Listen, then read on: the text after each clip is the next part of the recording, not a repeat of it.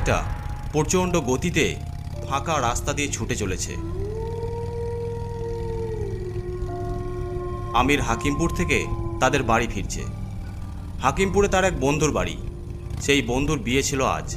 চেষ্টা করেছিল সন্ধ্যের মধ্যে বেরিয়ে পড়বে, কিন্তু বন্ধুর পীড়াপিড়িতে রাতে খেয়ে যখন বের হলো তখন 11টা বাজে। যদিও আমিরের বন্ধু তাকে রাতে থেকে যেতে বলেছিল, কিন্তু সে রাজি হয়নি, কারণ পরদিন তার বাবাকে ডাক্তার দেখানোর ডেট আছে। এই ঝাউবনের কবরস্থানটা ভালোই ভালোই পার হতে পারলে আর ভয় নেই। হেডলাইটের আলোতে অনেক দূর পর্যন্ত স্পষ্ট দেখা যাচ্ছে।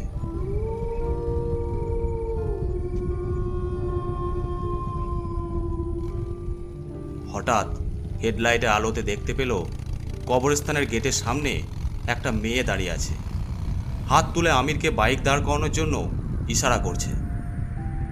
কি ব্যাপার, এত রাতে এই মেয়েটা কবরস্থানের গেটের সামনে কি করছে? আমির বাইকটা মেয়েটার সামনে দাঁড় করালো।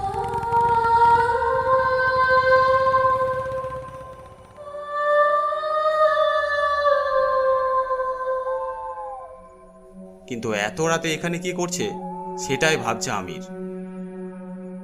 বাইক দাঁড় করালেন কেন? কি দরকার বলুন? আপনি তো বিরামপুর হয়ে যাবেন। আপনি কি আমাকে সামনের ওই 3 মাথার মোড়ের কাছে নামিয়ে দিবেন? আপনি এত রাতে এখানে কেন এসেছিলেন?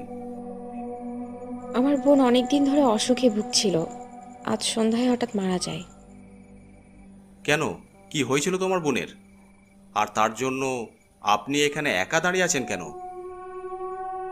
আমার বোনের আগে করোনা হয়েছিল, কিন্তু তারপর ভালো হয়ে গিয়েছিল।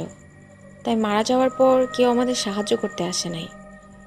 এজন্য আমি বোনকে দাফন করার জন্য নিয়ে এসেছিলাম, কিন্তু এসে দেখি কবরস্থান বন্ধ। তাই আবার ফিরিয়ে নিয়ে যাব। এই কথা শুনে আমিরের গায়ে কাঁটা দিয়ে উঠল, কলকল করে ঘামতে লাগলো। আপনি একটা মেয়ে মানুষ, এত রাতে লাশ দাফন করতে এসেছেন? না, আমাদের বাড়িতে কোনো পুরুষ মানুষ নেই। আমি আর আমার বোন থাকতাম। এখন বোনও আমাকে ছেড়ে চলে গেল। আমি একা হয়ে পড়লাম।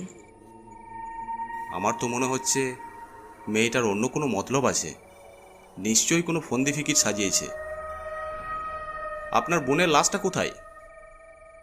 ওই যে ওই গাছতলায়। গাছতলায় তাকিয়ে দেখলো মাঝারি সাইজের একটা লাশ কাফনে মোড়ানো। আমিরের কেমন অস্বস্তি হতে লাগলো। ওর বারবার মনে হতে লাগলো এটা ওই মেয়েটার কোনো ফন্দি ফিকির।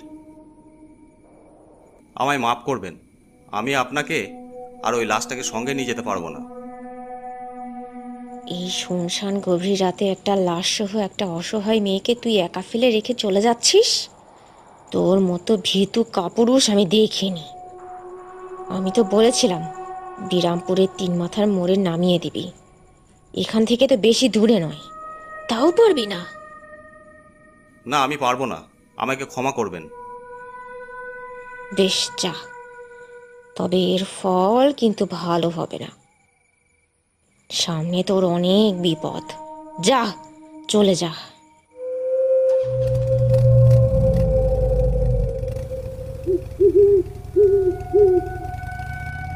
আমির আর দাঁড়িয়ে না থেকে বাইক নিয়ে কবরস্থানের সীমানা পেরিয়ে অনেক দূর চলে গেল। কাজটা কি ভালো করলাম? হতে পারে মেয়েটা সত্যি সত্যি বিপদগ্রস্ত, অসহায়। আমি মনে হয় কাজটা ঠিক করলাম না।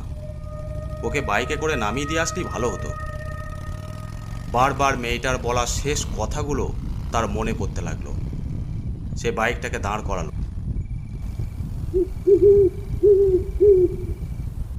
তারপর বাইকটাকে ঘুরিয়ে আবার কবরস্থানের দিকে যেতে লাগলো। দেখলো মেয়েটা তখনও সেইভাবেই দাঁড়িয়ে আছে। মেয়েটার সামনে গিয়ে বাইক দাঁড় করালো। আমি জানতাম আপনি ফিরে আসবেন। সে না হয় জানতেন, কিন্তু লাশটাকে দাফন না করে বাড়ি নিয়ে যাওয়া কি ঠিক হবে? বাড়ি নিয়ে যাওয়া ঠিক হবে না, কিন্তু কবরস্থান যে বন্ধ সেটা তো দেখতেই পাচ্ছেন। ঠিক তখনই লাশ নিয়ে একটা অ্যাম্বুলেন্স গেটের সামনে দাঁড়ালো।